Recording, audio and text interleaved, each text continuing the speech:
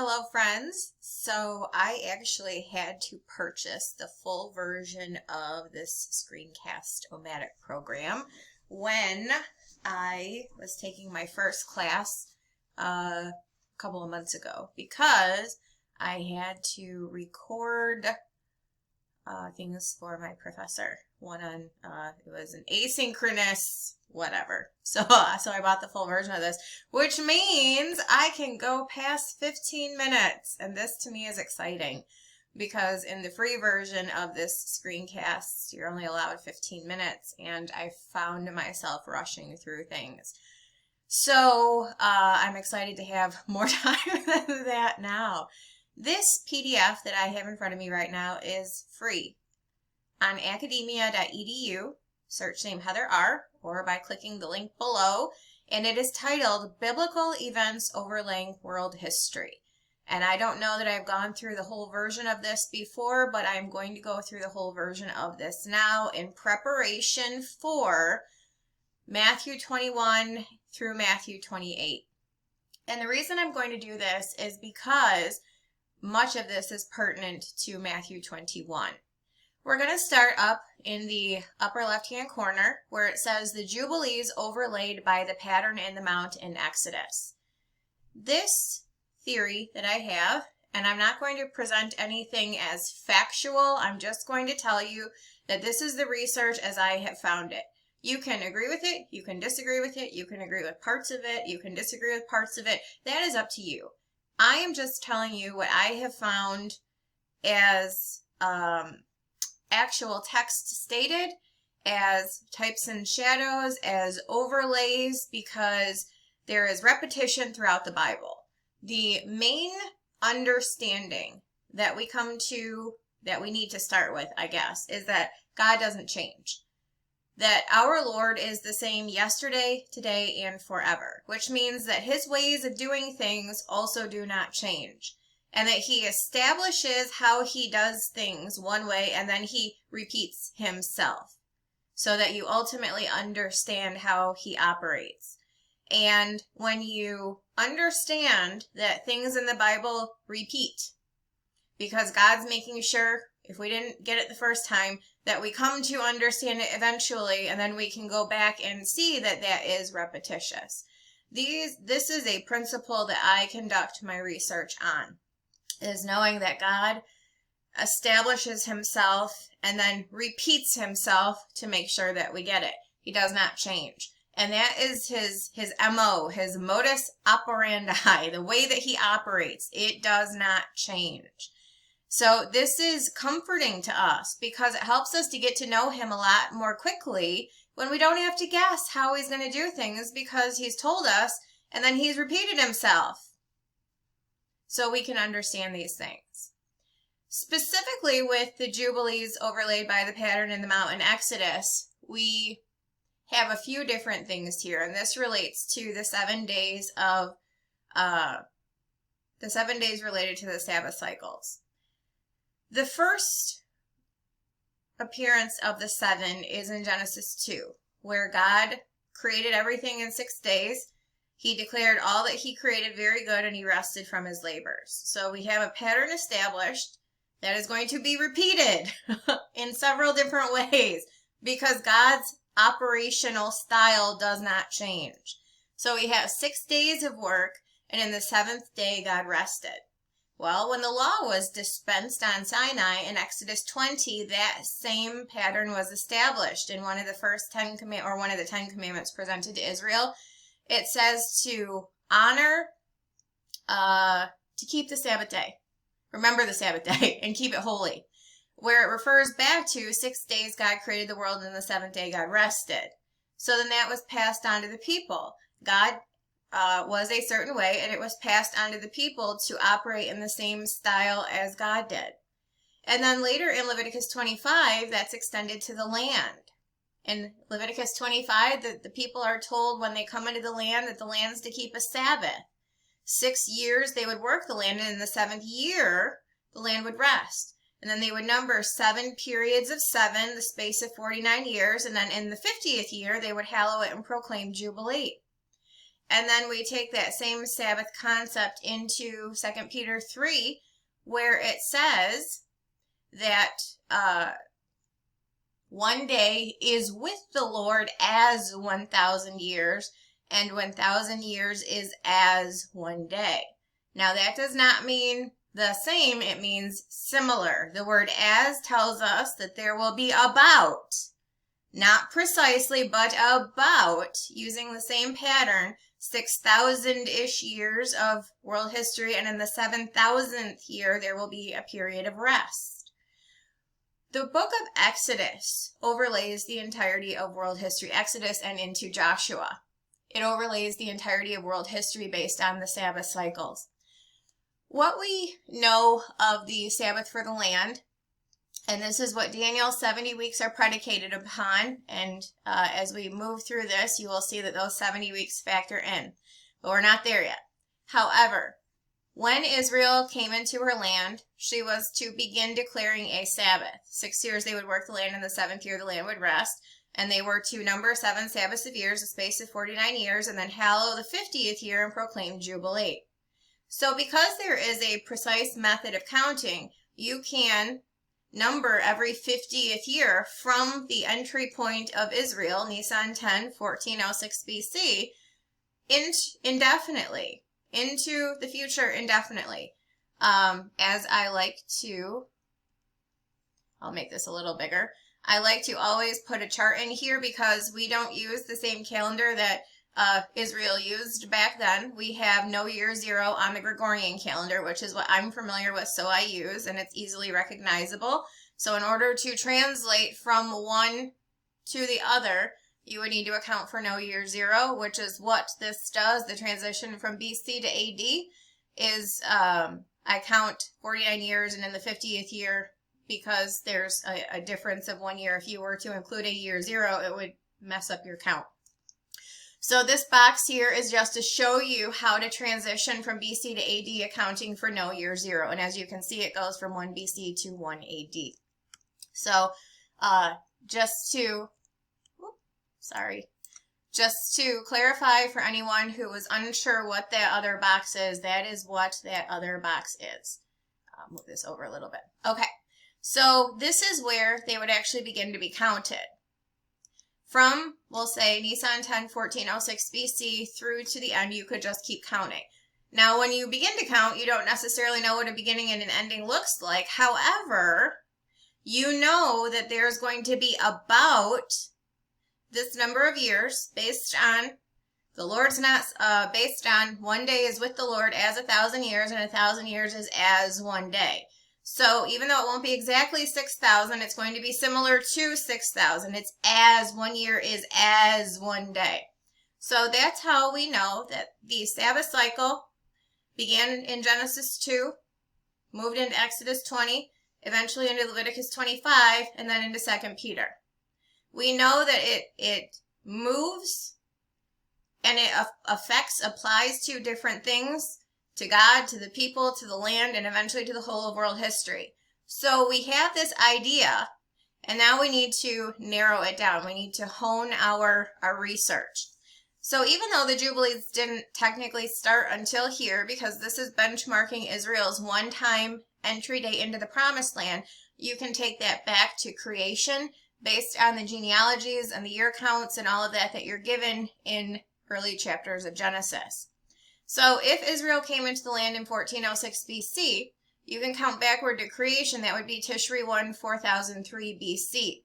And as you can see, there's not, I know a lot of people say, oh, well, 50 years times 120 Jubilees equals 6,000 years.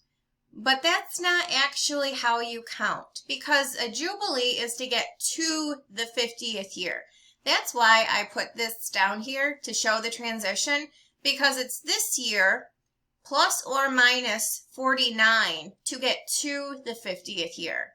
You'll notice every single one of these years, so 34 BC to 16 AD, this 16 AD is the 50th year. But you would subtract 49 to get to year 16, not subtract 50. If you are in a year, you have to count that as your first year. And if you add or subtract 50 to your first, you get to the 51st, not to the 50th. So to be precise about counting jubilees, you must do it correctly. And the way to do it correctly to get to the 50th, accounting for the present year you are in, is to add plus or minus 49, depending on whether you are in BC or AD.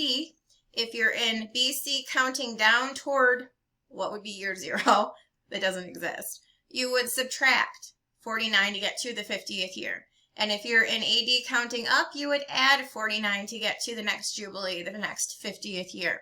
So that is one of the main issues that a lot of people have, is just, oh, well, 120 jubilees times 50 years each is 6,000, and that must just be how you do it. Well, no, because it's 49, plus or minus 49 to get to the 50th year. So you'll notice on here that all of these jubilee years are actually separated by 49. One of the easiest ways to see this right off here is 1259 is a jubilee year, so is 1210. 59 minus 49 is 1210. So it's very easy once you actually draw this out to see that it's not 50 years, it's 40 plus or minus 49 to get to the 50th year. So what we do when we understand how many years we're working with is we understand that there's actually 123 jubilees times 49 years is 6,027. But that doesn't account for the 70th week. So this is what as I was researching, and to be honest, the only way that you're going to find this is just to research. It's going to stick right out past a certain point. Maybe it won't. And that's why I'm here and I put this together for you. But the jubilees overlaid by the pattern in the mount. This to me is fascinating because, like I said, God repeats himself. He works in types and shadows if it's not overtly stated. So the book of Exodus and into Joshua is a precise overlay of the whole timeline of world history, including the last 7 years. So you have a starting point, and this would correlate to Exodus 19, where Israel receives the law. Israel's given the law. And then Moses is up the mount. He goes up the mount to receive the tables of stone handwritten by the finger of God. He's up there for 40 days. When he comes down the mount, he thinks that Israel's being invaded, but it's like, oh no, they're just dancing around naked, celebrating this golden calf. So he promptly smashes the tablets, and the Levites wind up slaying people to the tune of thousands, before the people finally got the point that Moses meant business, and dancing around a golden calf and celebrating foreign, Egyptian gods, the gods of the land that they just came out of, is probably not a good thing to do. So the Levites take care of business, and they set things to rights, and Moses goes back up the mount to receive the second tables of stone. He takes the tablets and he writes them out himself the second time. When he comes down, his face is shining like the sun. It is a foreshadow of the transfiguration of Christ or the resurrection of Christ in glory. Choose one, whichever. But he's foreshadowing the glorification of Christ. His face is shining so brightly that he had to cover it so that people could even look at him. The next chapter is in Exodus. That happens, I believe, in Exodus 24. And I have another chart on academia that has a little less information, but it talks about this Jubilees overlaid pattern in the mount kind of thing. I don't know what it is labeled, so you'll have to do a little legwork on that, but it is there talking about kind of the likeness of the chapters and the verses in Exodus that point to Christ. But anyway, when he comes down the mount after those second 40 days, his face is shining like the sun, so bright that the people can't look upon him, so he's got to cover his face. And then Exodus 25 through the end of the chapter is the Israelites, is him conducting a free will offering from the Israelites to gather all of the instruments and tools and jewelry and inks and dyes and all of that needed for the construction of the tabernacle. And then they rear the tabernacle in the wilderness, the physical house. They are wandering in the desert with that tabernacle there for how many years? 40. Before they do what? enter into the promised land. And what happens after they enter into the promised land on Nisan 10 of, say, 1406 BC in the book of Joshua? Joshua 4:19, on the 10th day of Nisan. If I messed up my words. What happens? There's a 7-year conquest for the land of Canaan. And what happens after that? The land rests from war, Joshua 13, and the lots are parceled to the 12 tribes in the kingdom. So this is an overlay of world history. And specifically, this relates to the book of Ezekiel. Joshua, the book of Joshua, provides an overlay to the end times vision of Ezekiel chapters 40 through 48. There's a benchmark event which leads to a count. Specifically in Ezekiel 40, it's the measuring of his temple. And what count does that begin? Well, the 2,520 days until Jesus is coming back, because Ezekiel's temple, which is the millennial temple, is also the tribulation temple. So there's a benchmark event which begins a count of 7 years. In Joshua, it was Israel entering the promised land, and there's a conquest of the land for 7 years, after which the land rests from war and the lots are parceled to the tribes. In Ezekiel, there's a benchmark event which begins a count of 7 years, the 7-year 70th week. In Ezekiel 40, you see Jesus returning to accomplish the 6th purpose. Ezekiel 43:5, the 6th purpose for the 70 weeks, which is to anoint the most holy.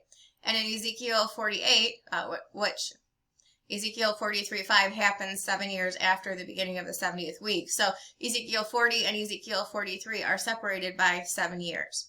So Jesus comes back, the glorious appearing at the end of the 70th week in Ezekiel 43:5 to accomplish the final of 6 purposes for the 70 weeks to anoint the most holy. And in Ezekiel 48, the lots are parceled to the tribes in the kingdom. So hopefully you can see how all of this overlays and how all of this works together. Now, as we look at this period of time right here, the transition from BC to AD on the actual calendar, this Jubilee year, which began in 16 AD, is the Jubilee year that was ongoing during the first ministry of Christ. It is the cycle of Jubilee years which contain the death, burial, and resurrection of Christ, the resurrection in glory. So when you're plotting this on the overlay of world history, this end of the second period of 40 was when Moses came down the mountain, his face was shining like the sun. And when you actually take that period of time on the timeline of world history, it correlates directly to the timing when Jesus rose in glory. So these things are just kind of interesting to me. Now, this is also going to detail, it's going to lead to the life of Christ, but we're going to just go from left to right, top to bottom. So hopefully you guys understood where I was going with that, but the Exodus and Joshua is an overlay from the giving of the law to the parceling of the lots to the 12 tribes. The events and how long they lasted for is a precise overlay of world history, to the tune of 6,027 years plus 7 for the 70th week. And you can see that down here, I have that specifically correlated to the life of Christ, which we'll go through. Now over here, when we talk about Daniel's 70 weeks, specifically the end of the first 69 weeks of years, which is where we're at in the book of Matthew, Matthew 21, is the unto the Messiah the Prince. Daniel 9:24 through 27 is a pivotal, the most, in my opinion, pivotal prophecy of the end times. It says,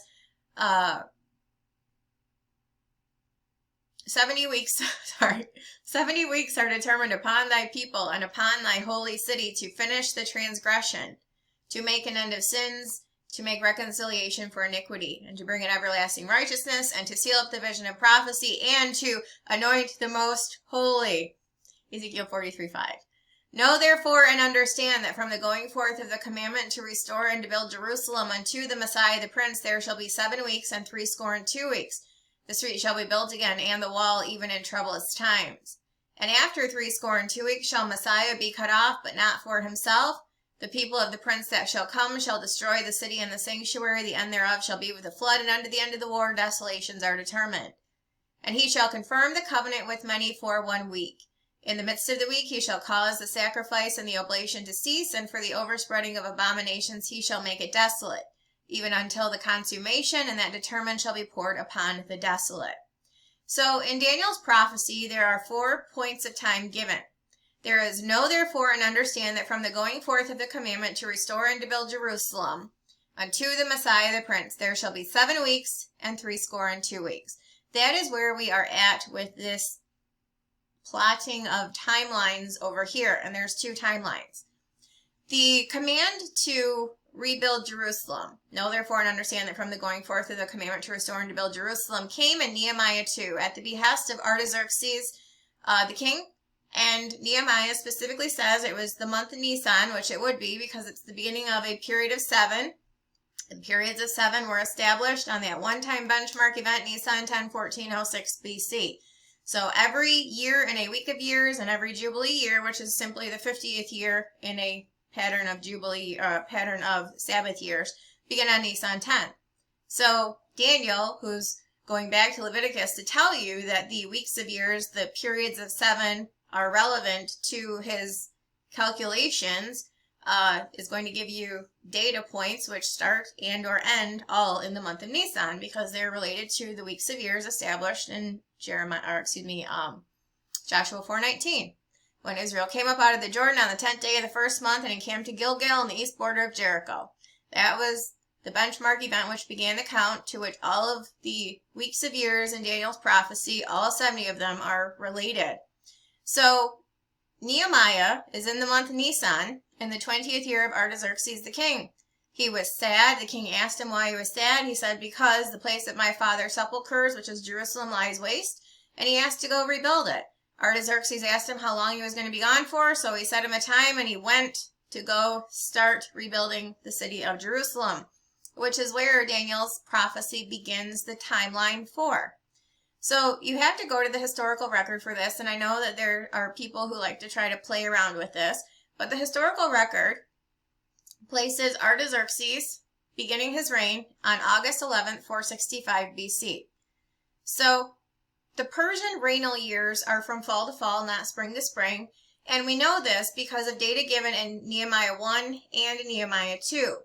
They are in the same year in the month of Kislev, which would answer to our December, and in the month Nisan, which would answer to our April, which tells you that the 20th year of Artaxerxes would have run from like September to include both Kislev and Nisan.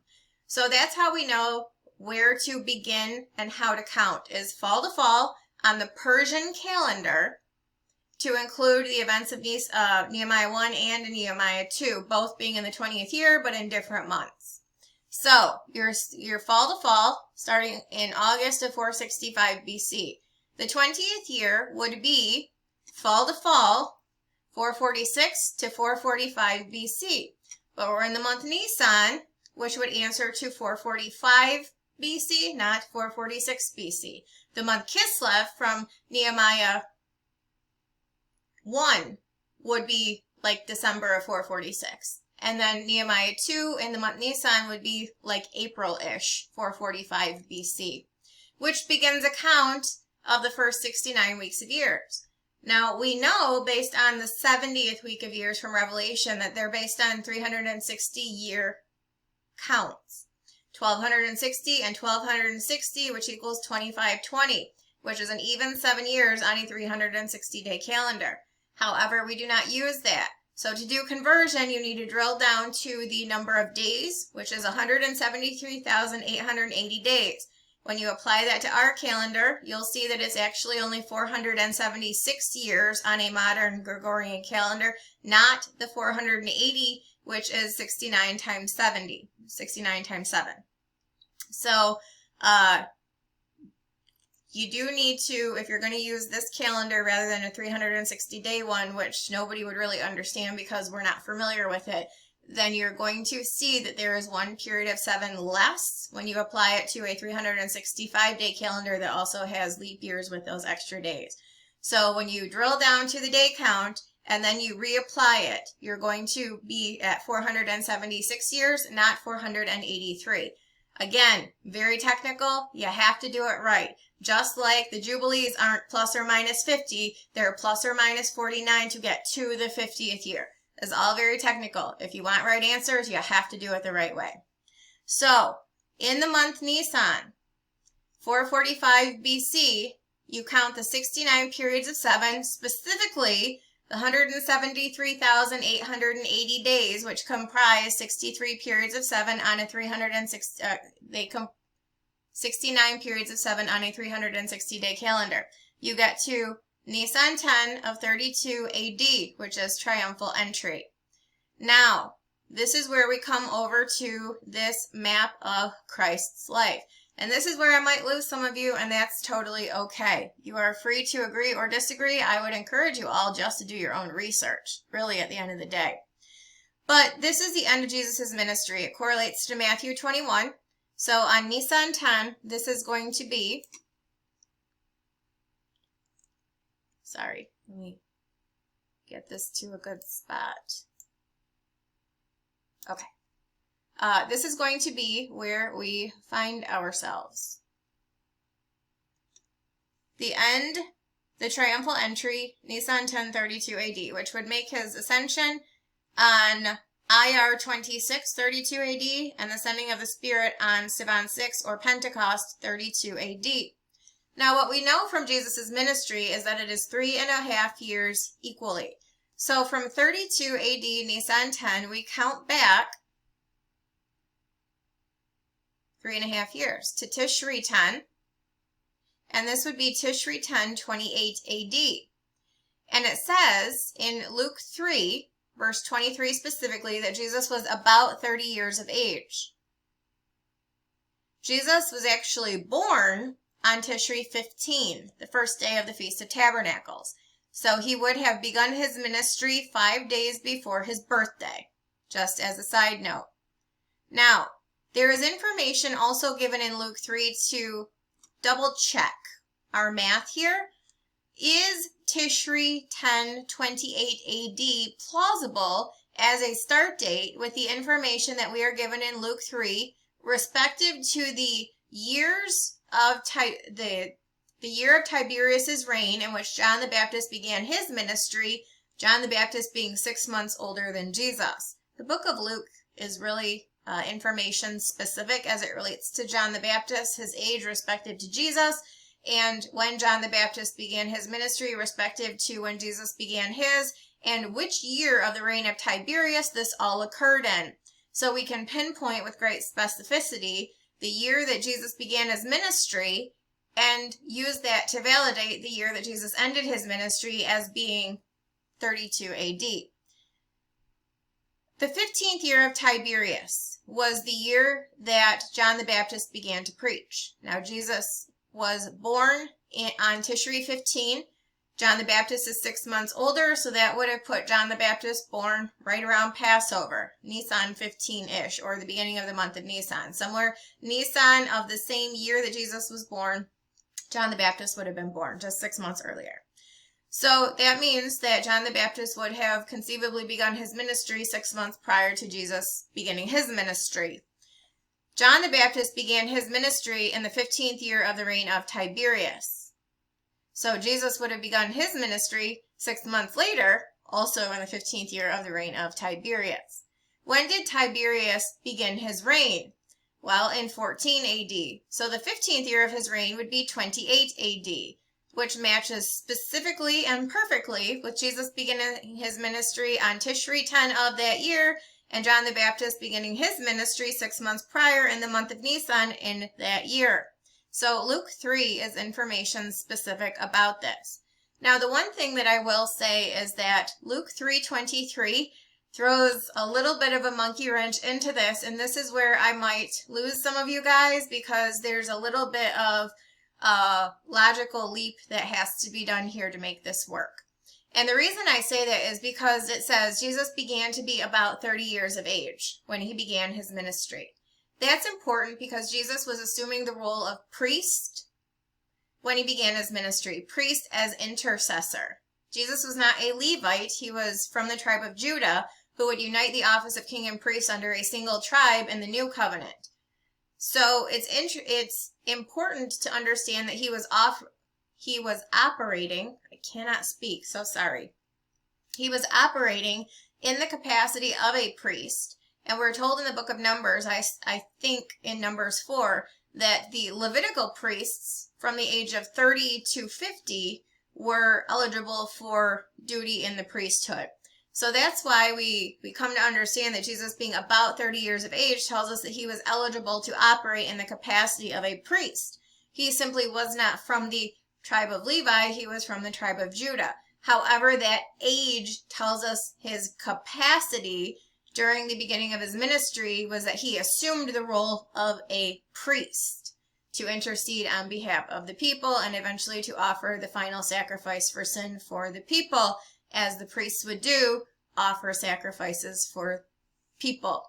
Jesus was just different. He was coming to offer a new covenant based on better promises and better hope. So what we can do, though, is narrow down the end of his ministry based on the year of Artaxerxes the king, and we can back into the beginning of his ministry by subtracting 3.5, and we can double check that with the reign of Tiberius, respective to John the Baptist, who was 6 months older. All of this is Luke 1 through 3. If you're unsure about this, I would just check that out. So then you back up, and this is where I say I might lose some people, where it takes a little bit of fancy footwork. If you assume that Jesus is 30 years of age right here, then you're going to find him being born sooner than would be possible for him to be born. Specifically somewhere around 1, 2, or 3 BC even, which some people say there was a sign in the heavens, he was born 3 BC. No, he was not. Because Herod, according to the historical record, died in Nisan of 4 BC. Now keep in mind that Jesus was born in the month of Tishri, which means that he had to have been born in at least 5 BC in order to be alive while Herod was alive, because remember, Herod tried to have the babies killed that were 2 years of age and under, because the wise men came to him telling him that Jesus the king had been born and all of that. So if Herod didn't die until Nisan of 4 BC, then Jesus would have had to have been born earlier than that. Jesus was born in the month of Tishri, which means he had to have been born in the year 5 BC at least, and probably 6 or 7 BC to make him closer to that 2 years of age. Now there are some people who say, well, no, Herod died in 1 BC. No, he didn't. He died in 4 BC, Nisan of 4 BC. And the only people that you will find trying to make it seem like he died in 1 BC are those who say that Jesus was born in 3 BC because of the sign in the heavens. And they will also tell you that the death of Christ occurred in either 30 AD or 33 AD, trying again to link it to some other sign in the heavens. Neither of those years is accurate, which we already saw based on the reign of Artaxerxes the king. There's great specificity that goes into this. Now, the only thing I can tell you, the only conclusion that I can draw is that Jesus was not exactly 30 years of age when he began his ministry. He was more like 33 years of age. And I have all of this plotted. And the reason that I suggest that he was older than that was because he had to be. But why? Why? Well, there's a couple of different verses that tell us in the Old Testament that Jesus is called the branch. Specifically, the one that comes to mind is Zechariah 6, where Jesus was prophesied that, behold, the man whose name is the branch. He shall grow up out of his place, and he shall build the temple of the Lord. Yes, he shall build the temple of the Lord, he shall bear the glory. He shall be a king upon his throne, and a priest upon his throne, and the council of peace shall be between them both. That was the prophecy of the royal priest, after the order of Melchizedek, uniting the office of king and priest in one tribe under the new covenant. And he was prophesied to build the spiritual temple, of which he is the chief cornerstone. But it specifically says, behold, the man whose name is the branch. He shall grow up out of his place. The branch, the Hebrew word for that is Nazareth. That is a reference to Jesus being the Nazarene. He shall grow up out of his place. He shall be a Nazarene. when did Jesus become the Nazarene? In order to become the branch upon which these prophecies were built, that as the branch, as the Nazarene, he would do these things. Well, you'll learn that Jesus did not become the Nazarene until after they returned from Egypt, after Herod died, and they received word through a dream that it was safe to return. So from their return from Egypt after the death of Herod, back to Israel around Tishri of 3 BC is when Jesus would have become the Nazarene. From that point, Matthew 2:23, he began to be the Nazarene. That is where the count begins. From the point he assumed the title of Nazarene, the branch, to grow up out of his place in Nazareth, to the time he began his ministry, was precisely 30 years. So the count begins when Jesus comes back into Nazareth from Egypt after the death of Herod, which puts the count beginning in Tishri of 3 BC, with him being several years old by then, not with his birth. It is when he assumes the title of Nazarene. And Isaiah 11 tells us about the branch also. There shall grow, what does it say? I don't want to get this wrong. There shall come forth a rod out of the stem of Jesse, a branch shall grow out of his roots. And it talks about the glorified Christ with the sevenfold, the 7 attributes of the sevenfold Spirit of God resting upon him, and how he's going to execute judgment at the second coming. So that is how you correlate the timeline of Christ with all of the information, is to plot the point at which he assumed the title of the Nazarene, because it was as the Nazarene, as the branch, he was prophesied to do these things. So that's when the timeline started to his about 30 years of age, was about 30 years as the Nazarene, as the branch who would grow up out of his place and build the temple of the Lord, uniting the offices of king and priest in one under a single tribe, as the high priest eventually of the new covenant.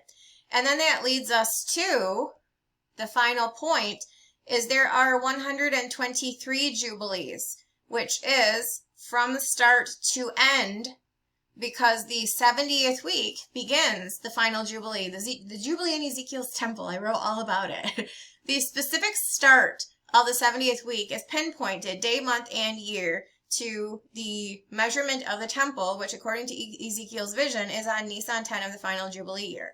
And then there's a 7-year conquest for the land. And then after that, the land rests from war, and the lots are parceled to the tribes in the kingdom. So you have 123 jubilee years from creation to the start of the 70th week.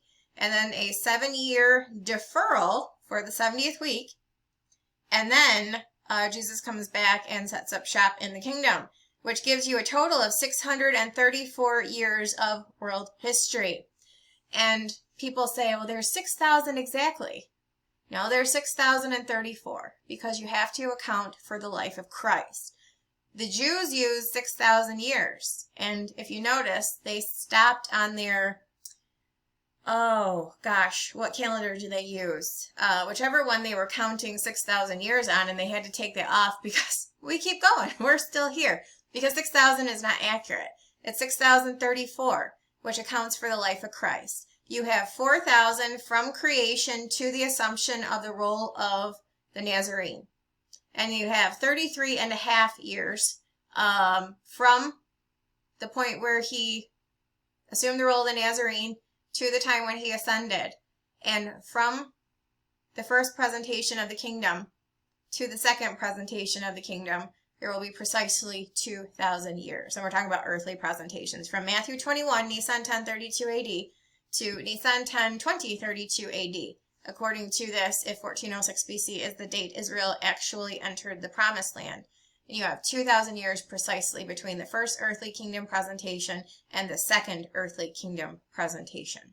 If you guys have any questions at all, please let me know. I know this is a lot, but it's very important. So having said that, I will wish you a good evening. Take care.